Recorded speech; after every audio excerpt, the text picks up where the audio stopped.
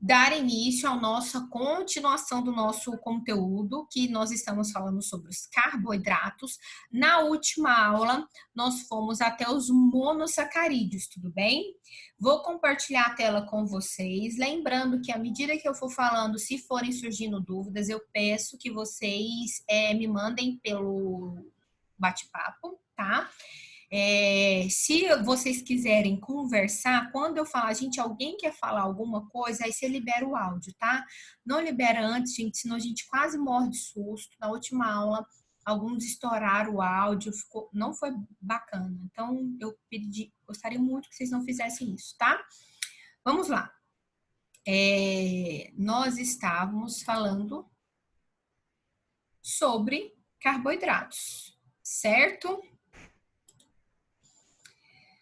Vamos continuar. O que eu falei foi até aqui, não foi, meninos? Eu fui até esse momento da aula, onde eu comentei sobre os monossacarídeos, falei da glicose, da frutose, da galactose, a sua importância num processo chamado respiração celular. Processo este onde nós obtemos energia na forma de ATP para realizar todas as outras funções do nosso organismo. Agora, nós vamos dar início a uma outra classe de carboidratos, que são os oligossacarídeos, tá? Eu comentei com vocês que nós faríamos um processo diferente do processo digestivo. Nós estamos vendo as partículas menores e vamos aumentando o tamanho delas à medida que nós vamos estudando. O processo digestivo faz justamente o contrário.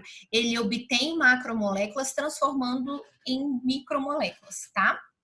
Essa segunda classe de carboidratos, nós temos os oligossacarídeos, que são a união de 2 até 10 monossacarídeos, tá? Então, aquelas unidades menores que nós estudamos na última aula, que são os monossacarídeos, que podem variar de estruturas tanto de 2 quanto de 3 quanto até 7 carbonos, essas unidades agora se juntam formando um oligossacarídeo. Essa junção, para ser um oligo significa pequeno. Então, eu tenho de 2 até 10 monossacarídeos, eu tenho um oligossacarídeo. E o que mantém essas unidades, esses monossacarídeos ligados uns aos outros para formar esse oligossacarídeo é uma ligação química do tipo covalente, que recebe o nome de ligação glicosídica. Vocês têm que, a partir desse momento, saber o nome dessa ligação. Então, a ligação que mantém os oligossacarídeos, assim como os polissacarídeos, que mantém os carboidratos unidos de uma maneira geral, é uma ligação covalente chamada ligação glicosídica. Por que isso é tão importante? Para que vocês não confundam que a ligação peptídica também é uma ligação covalente, só que ela vai manter aminoácidos. Aqui, a ligação glicosídica, ela mantém os monossacarídeos. A exemplo da ligação peptídica, a ligação glicosídica também ela é obtida por uma síntese de desidratação. O que significa isso? Todas as vezes que é formada uma ligação glicosídica, é eliminada uma molécula de água. Tudo bem? Então, acompanhe comigo, vamos lá. Eu vou ter aqui a formação de um oligossacarídeo, mais precisamente um disacarídeo, que só vai ter 2 unidades de monossacarídeos. Vamos formar a sacarose. A sacarose é a união da glicose mais a frutose. E aí, onde que vai se dar essa ligação? Percebam que bem aqui, onde está em vermelhinho a glicose, ela vai perder esse hidrogênio da hidroxila, e a frutose vai perder um grupo hidroxila. Quando eu junto um OH com um H, eu vou formar o quê? Uma molécula de água. E aí, dessa região é que é formada aqui, ó, a ligação glicosídica. Então, todas as vezes que se formar uma ligação glicosídica, tem a eliminação de uma molécula de água. Tudo bem? Numa questão do vestibular, que eu acho que eu até comentei com vocês em sala, eles deram quantas unidades de aminoácidos tinha uma proteína e perguntaram quantas ligações glicosídicas, quantas ligações peptídicas eram formadas. Da mesma maneira, eu posso extrapolar essa pergunta para esse momento. Então, imaginem o seguinte, a partir disso que nós acabamos de falar, imaginemos que eu tenho um oligosacarídeo com 10 monossacarídeos. Eu pergunto a vocês quantas ligações glicosídicas serão formadas e quantas moléculas de água são formadas. Pensem aí e me respondam no bate-papo, por favor. Mais uma vez, imaginemos que eu estou fazendo a seguinte pergunta. Acabei de explicar como que ocorre a formação da ligação glicosídica, que é a junção entre duas unidades de monossacarídeos obtidas a partir de uma síntese de desidratação. Todas as vezes que eu tenho a formação de uma ligação glicosídica, eu tenho a eliminação de água. Então, olha só, aqui para fazer a sacarose, eu tenho a glicose mais a frutose. A glicose perde o hidrogênio, a frutose perde um OH, tudo bem? A partir desse momento, formou-se uma ligação glicosídica entre esses dois monossacarídeos e uma molécula de água. Então, entre dois monossacarídeos, eu tenho uma ligação glicosídica e uma eliminação de uma molécula de água. Agora, eu estou falando o seguinte, eu tenho 10 monossacarídeos e desses 10 monossacarídeos, quantas moléculas de água são liberadas e quantas ligações glicosídicas são formadas. Pensem aí, meninos.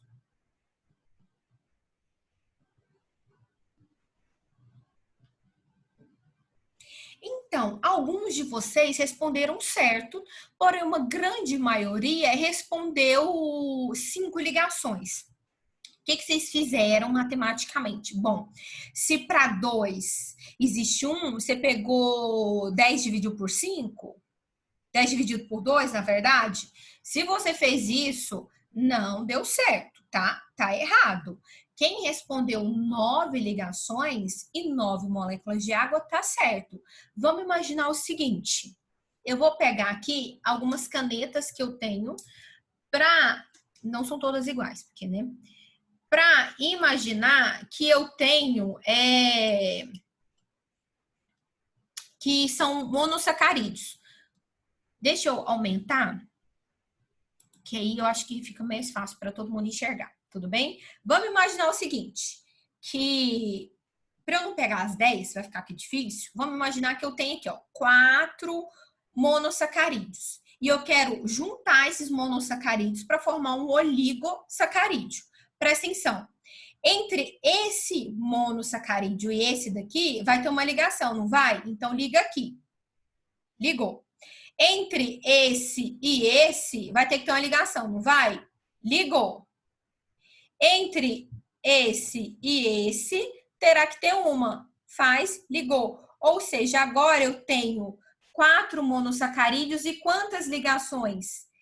3 ligações glicosídicas. Beleza? Se eu aumento mais um monossacarídeo, eu vou ter 5 monossacarídeos, 1, 2, 3, 4 ligações. Porque as ligações glicosídicas, elas são feitas entre monossacarídeos adjacentes. Então, esse está com esse, esse está com esse, esse está com esse, esse está com esse. Tem mais alguém aqui? Não. Tem mais alguém aqui? Não. Então, sempre que eu faço uma ligação glicosídica é entre monossacarídeos adjacentes. Se a gente extrapolou o seguinte, eu tenho 4 monossacarídeos, eu vou ter 3 ligações, extrapola para 10. 10 monossacarídeos, eu vou estabelecer 9 ligações.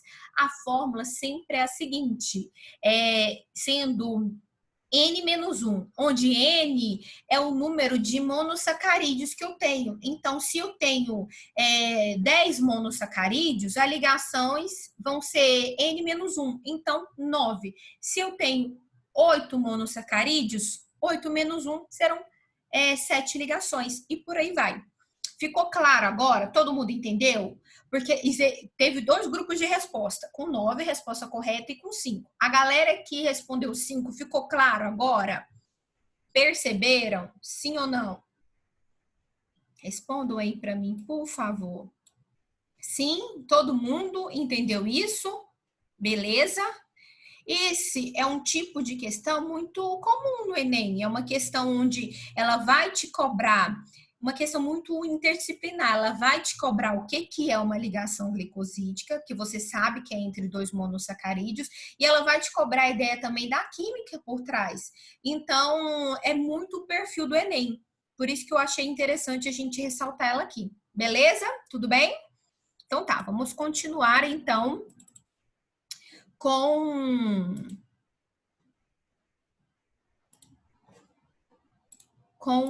o nosso assunto. Então, já sabem que ligação glicosídica é um tipo de ligação covalente que vai ser feita entre monossacarídeos. Para formar um oligosacarídeo, pode ser de 2 a 10, beleza? Lembrando que todas as vezes que formou uma ligação, sai uma molécula de água. Então, no nosso exemplo, se eram 10 monossacarídeos, formaram-se 9 ligações glicosídicas e 9 moléculas de água, certo? Beleza. Dentro desses oligosacarídeos,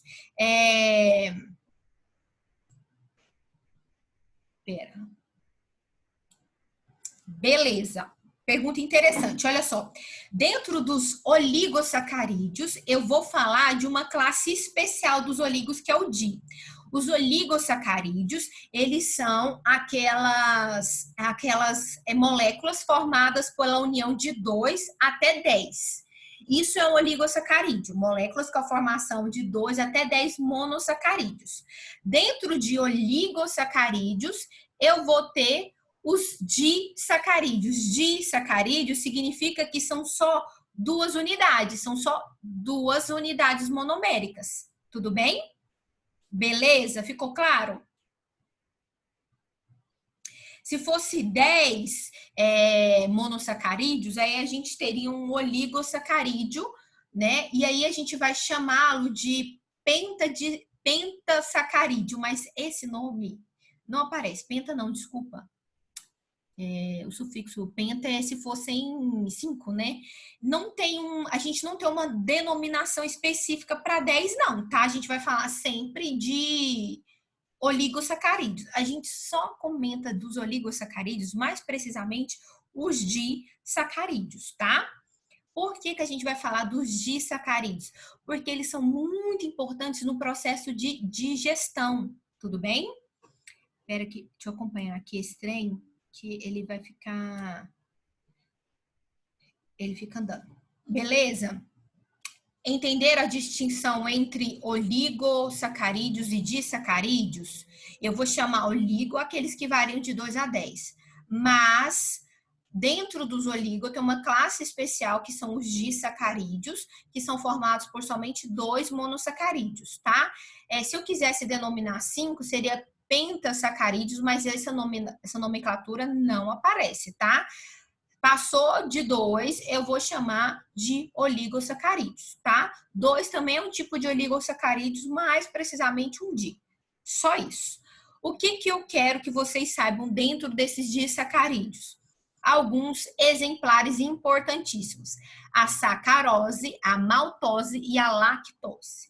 O que é a maltose? É um disacarídeo composto pela união de 2 moléculas de glicose. Tá? Então, tem glicose mais glicose. Beleza? Fontes, eu coloquei um exemplo aqui ó, de cereais. Cereais, por exemplo, são fontes de maltose. Beleza? A sacarose é a união de uma molécula de glicose mais uma de frutose. A frutose e a glicose, formando a sacarose, ela é muito comum nas frutas, por exemplo, na cana-de-açúcar, na melancia, tá? É muito rica em sacarose. E a lactose é um disacarídeo formado pela união da glicose e da galactose, tudo bem? Muito comum, por exemplo, no leite e todos os seus derivados. Por que nós sempre ressaltamos esses disacarídeos? Porque eles estão relacionados com o processo digestivo.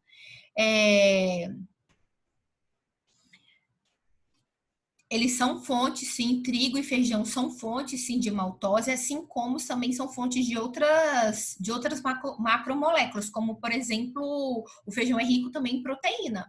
Tudo bem? Vamos lá. Por que a gente fala disso? Eu falei para vocês que a gente não consegue absorver disacarídeo, eu só consigo absorver monossacarídeo. Então, você comeu, por exemplo, o trigo.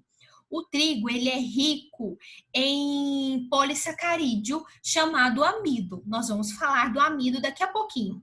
Aí, ao longo do processo digestivo, você quebra esse amido em diversas unidades de maltose. Você vai quebrar utilizando as amilases, tá? A gente vai falar disso. A amilase, você já estudou. A amilase quebra o amido, tudo bem? E aí, quando você obtém essa maltose, eu preciso quebrar ela para separar essas unidades de glicose eu conseguir absorver. Aí, lá no processo digestivo, você tem uma enzima chamada maltase, que vai quebrar a maltose. Assim como você tem a sacarase, que quebra a sacarose. Aí, quebrando a sacarose, você tem a glicose mais a frutose. E aí você tem uma outra enzima chamada lactase, que quebra essa lactose em glicose mais galactose. Tudo bem? São enzimas importantíssimas para finalizar o processo digestivo. Elas são liberadas lá no intestino, aonde você vai quebrar esses disacarídeos, transformando-os em monossacarídeos e aí você consegue absorver. Tudo bem?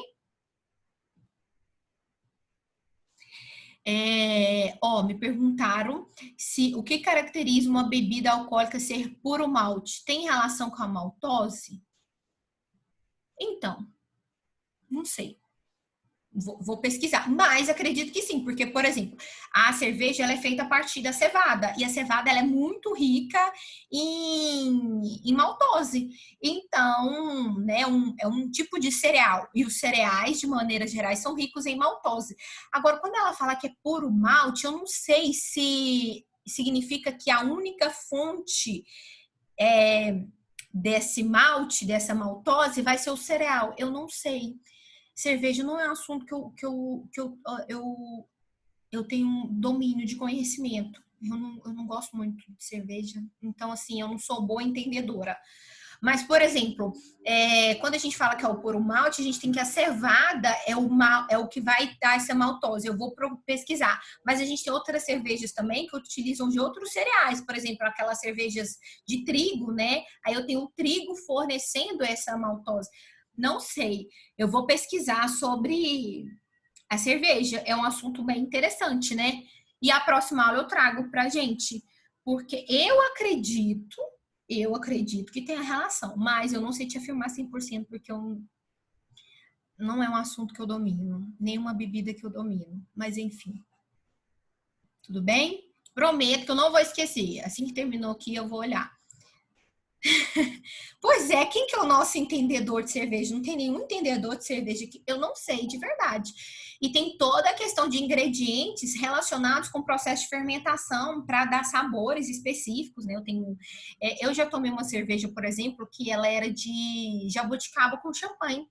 Aí eu utilizava a jabuticaba como processo de fermentação, então eu acredito que ela não é um puro malte.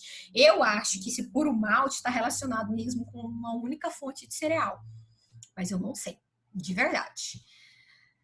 Cadê o Iago? Não foi eu que falei, foi alguém que falou que o Iago entende disso. Não foi eu. Tudo bem? Aí, olha só, vou pesquisar o assunto da cerveja e eu comento posteriormente. Por conta desses disacarídeos importantes, a gente tem enzimas relacionadas nesse processo.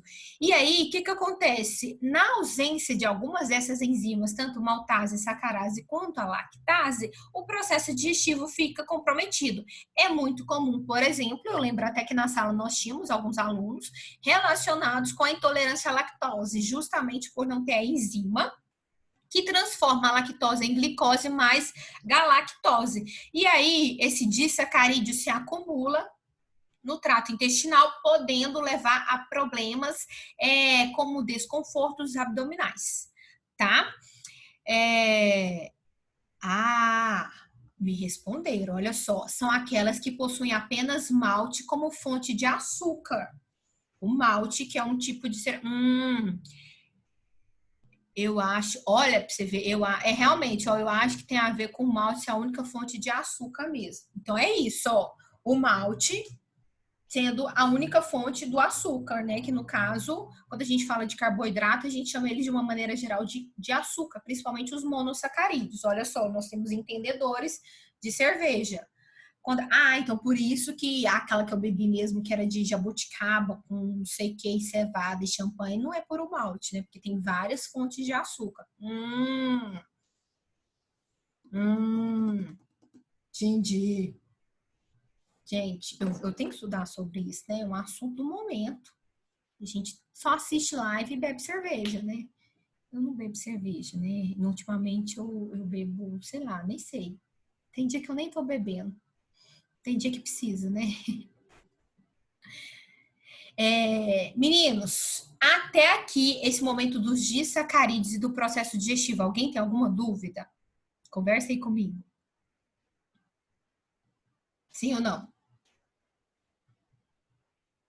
Por isso que a gente tem algumas pessoas que são intolerantes à frutose e à galactose. Olha só, aquela pessoa que é intolerante à lactose, ela não tem a enzima que quebra a lactose em glicose mais galactose. Só que existe um grupo de indivíduos que tem intolerância justamente a esse monossacarídeo aqui, ó, a galactose. Aí é mais complicado, tá? Porque o intestino não consegue ter uma intolerância a esse tipo de monossacarídeo, assim como pessoas que são intolerantes à frutose, são intolerantes ao monossacarídeo, tudo bem? Exatamente, a quebra da maltose ela vai acontecer justamente na presença de enzima. Tudo isso aqui é disacarídeo. E aí, olha só, a maltose é uma glicose adicionada a outra molécula de glicose. Para que eu consiga liberar essas duas moléculas de glicose, eu preciso ter uma enzima chamada maltase. Tá? Então, aqui, ó, a maltose precisa da enzima maltase para se transformar em glicose mais glicose. Da mesma maneira que a sacarose precisa da sacarase para quebrar a glicose em glicose mais frutose. E a lactase quebra a lactose em glicose mais galactose. Então, surgiu uma pergunta assim, ó, que esse malte dos cereais tem relação com as leveduras e a fermentação?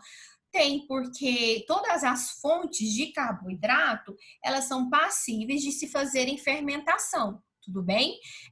Existem, por exemplo, as leveduras, um exemplo de levedura clássica é o Saccharomyces cerevisiae, ele vai utilizar de fontes de energia, fontes de carboidrato, e ele vai fazer a quebra desse carboidrato, a utilização desse carboidrato por um processo anaeróbio. Tudo bem? Então, todas as vezes que eu tenho fontes de carboidrato e eu tenho organismos com enzimas capazes de transformar esse carboidrato em fonte de energia na ausência de oxigênio, eu tenho um processo de fermentação. Tá? Aí a gente vai estudar mais para frente. Eu tenho fermentação alcoólica e fermentação lática. Quando eu quebro esse carboidrato e gero um subproduto alcoólico, eu tenho uma fermentação alcoólica. Se eu produzo, quebro esse carboidrato e eu vou obter energia e tendo uma sobra de um carboidrato que é o ácido lático, eu vou ter uma fermentação lática. tá? E as fermentações, elas são muito importantes. A fermentação alcoólica é a partir da fermentação alcoólica que a gente faz a cerveja, né? O vinho. E a fermentação lática a gente obtém, por exemplo, os iogurtes. Tudo bem? Beleza? Até aqui tudo bem, meninos? Sim ou não?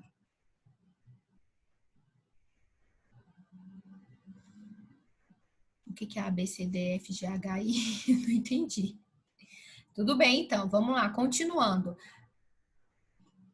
Para finalizar, vamos falar sobre os polissacarídeos. Agora a gente vai falar dessas macromoléculas que são a união de diversas unidades de monossacarídeos, tudo bem? Então, os polissacarídeos são a união de várias unidades de monossacarídeos. Quando eu tenho mais de 10, eu tenho um polissacarídeo. Só que normalmente esses polissacarídeos importantes, que é os que eu trouxe aqui para vocês, são a união de várias unidades de monossacarídeos. Tudo bem? Vamos começar falando sobre o amido. O amido, ele é um polissacarídeo, tudo bem? E ele é composto pela união de diversas unidades de glicose, tá? O tipo de ligação que vai acontecer entre essas diversas unidades de glicose vão ser ligações do tipo alfa-glicose. Assim como o amido, eu tenho também alfa-glicose no glicogênio, tá? Então anotem isso aí. O amido e o glicogênio, eles são uniões de diversas moléculas de glicose mantidas por ligações alfa. E o que vai diferenciar o amido do glicogênio? Além dos organismos onde eles serão encontrados, o amido ele é formado por cadeias menos ramificadas, tá? Já o glicogênio são estruturas extremamente mais ramificadas e mais compactadas, tá? Essa diferença é uma diferença a nível estrutural. Então, o amido, ele tem menos ramificações, quase não tem ramificações, para falar a verdade. Já o glicogênio são estruturas mais ramificadas e mais compactadas. Mas, de fato, a diferença que interessa, principalmente a nível de vestibular, é essa diferença aqui. O amido é uma reserva energética vegetal. Então, todos os vegetais fazem fotossíntese para obter energia. Aquela energia que eles produziram e eles não utilizaram, eles vão guardar essa energia na forma de amido, principalmente em algumas regiões, como o tronco e no caule e nas raízes. Então, a batata, a cenoura, a mandioca são alimentos ricos em amido, que se trata de uma reserva energética vegetal. Já o glicogênio é a reserva energética animal, tá? Os animais, de uma maneira geral, eles guardam energia na forma do glicogênio. E esse glicogênio vai ficar guardado principalmente lá no fígado e no músculo esquelético, tá? Então, quando você precisa de uma fonte de energia, você tem um hormônio relacionado que vai atuar lá no fígado para estimular a quebra desse glicogênio em glicose para você fazer as suas atividades. Lembrando que essa reserva de glicogênio não é uma reserva assim tão grande. A gente tem reserva, mas ela não é um estoque alto, uma vez que você vai guardar a maior fonte de energia, a maior reserva de energia vai estar na forma de lipídio, que nós vamos falar disso mais para frente. Tudo bem? Outro tipo de polissacarídeo de suma importância é a celulose. A celulose também é a união de moléculas de glicose. A gente tem que, para formar essa celulose, são de 10 até 15 mil unidades de glicose unidas. Só que, diferentemente do amido e do glicogênio, agora a ligação que vai manter essa celulose são ligações do tipo beta, tudo bem? E essa ligação do tipo beta, por mais que a unidade formadora, a unidade monomérica seja a mesma, a diferença desse tipo de ligação produz uma estrutura tridimensional diferente, tá? Então, a estrutura tridimensional vai ser bem diferente, por isso eu tenho moléculas diferentes, certo? E aí, nós, e a maioria dos animais, nós não temos enzimas capazes de quebrar a celulose, tá? São pouquíssimos animais e micro-organismos, na verdade, que vão ter a enzima chamada celulase, que vai conseguir quebrar essa molécula de celulose. E a celulose, ela tem um papel fundamental, que é a composição da parede celular, ela tem uma função estrutural, tá? A celulose, sem sombra de dúvidas, é o polissacarídeo mais abundante do universo, porque ele aparece na composição da parede celular, tudo bem? As células vegetais, nós vamos estudar a citologia mais para frente, as células vegetais, elas têm um reforço de parede celular, assim como alguns seres procariontes também, tudo bem? Beleza! Sendo assim, quando a gente tem aqueles animais ruminantes, como por exemplo, o boi, a vaca, por que eles conseguem se alimentar do pasto, por exemplo, né? Das gramas, que tem uma grande quantidade de celulose? Porque eles têm micro-organismos vivendo simbioticamente que produzem essa enzima para eles. Então, eles fornecem um abrigo, a moradia, e aí eles produzem as enzimas necessárias, tudo bem? E para finalizar, um polissacarídeo de suma importância, eu tenho a quitina. A quitina, ela é também um polissacarídeo estrutural. Já respondo, tá? Só um minutinho, deixa eu só finalizar a quitina. A quitina, ela é um polissacarídeo estrutural e ela apresenta uma molécula de nitrogênio. A gente tem uma acetilglucosamina, olha o nome, acetilglucosamina participando da quitina. Também é uma molécula extremamente grande e ela tem uma função estrutural porque ela vai aparecer lá na composição do exoesqueleto dos artrópodes, tudo bem? É o segundo polissacarídeo mais abundante do universo, tudo bem? Vamos lá, eu vou responder uma pergunta aqui e tem alguns que estão levantando a mão. Eu não sei se eles levantam a mão por acidente ou se querem falar, tá? Eu vou responder essa dúvida e aí eu abro para possíveis dúvidas de quem está levantando a mão, tudo bem? Me perguntaram o seguinte: se nós não temos enzima que consegue fazer a quebra da celulose, por qual motivo conseguimos nos alimentar de alfaces e dentre outros? Então, a grande importância de alimentar de alface, por exemplo, e de outros alimentos que são ricos em fibras, é porque é o seguinte: a celulose, o alface, ele é rico em celulose, né? A gente não tem enzima, mas são alimentos ricos em fibras. E o que é a importância de alimentar com fontes ricas em fibras? É porque elas associam as moléculas de água, elas conseguem agregar moléculas de água. E aí, quando você agrega molécula de água, facilita o movimento deste bolo alimentar ao longo do processo do trato intestinal. Então, por exemplo, todo o seu bolo alimentar, ele atravessa no seu trato intestinal graças a movimentos peristálticos.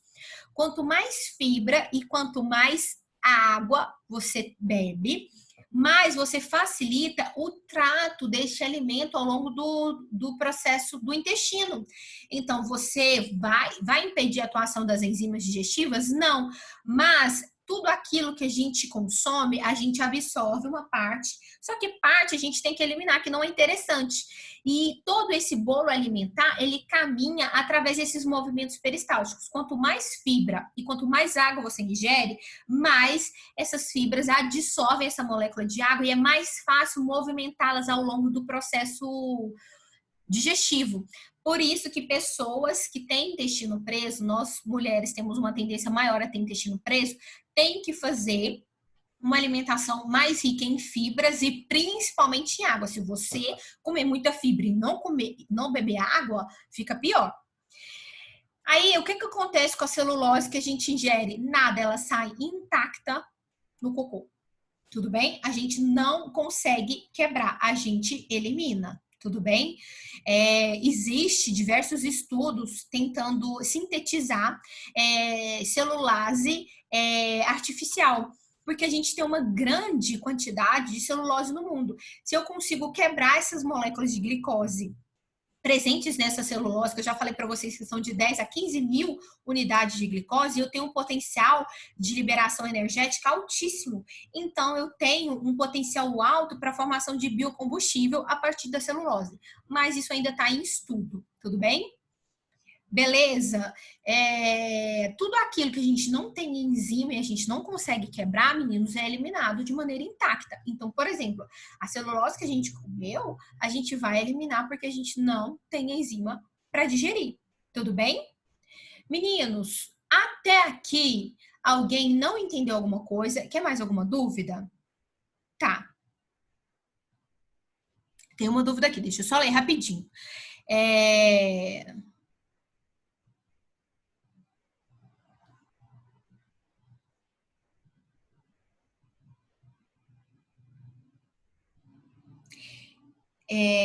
Vamos lá.